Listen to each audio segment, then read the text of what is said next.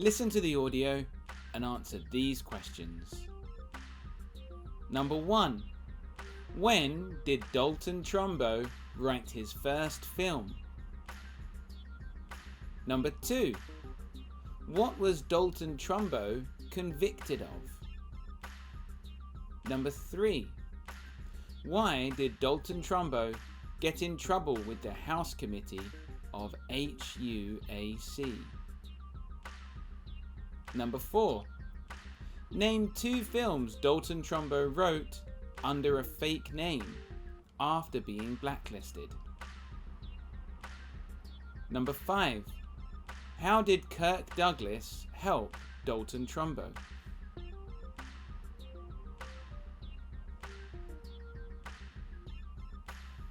Dalton Trumbo was born in 1905 in Colorado, America. In his 20s, he was a writer for magazines like Vanity Fair and The Hollywood Spectator. He also wrote novels like Eclipse and Johnny Got His Gun in the 1930s. The first film he wrote a screenplay for was called Road Gang, which was released in 1936.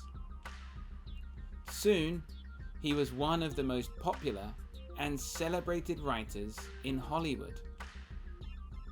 Trumbo wrote some stories that were believed by some to be sympathetic towards the communist movement, and the House of Un-American Activities Committee, or HUAC, convicted Trumbo with contempt of Congress.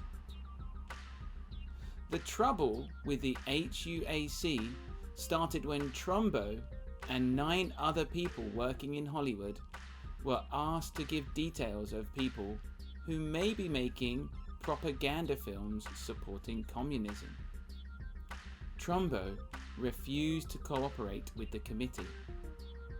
Because he didn't cooperate, he was blacklisted, which meant he was no longer allowed to work in the film industry. During this time, however, Trumbo continued to write under a fake name and wrote many popular and successful films. 2 of the most famous include Roman Holiday in 1953 and The Brave One in 1956. Trumbo continued to write screenplays, and perhaps his most famous film, Spartacus, was directed by Stanley Kubrick in 1960. Many people opposed the blacklist and were sympathetic to Trumbo and others who could not work in the film industry any longer.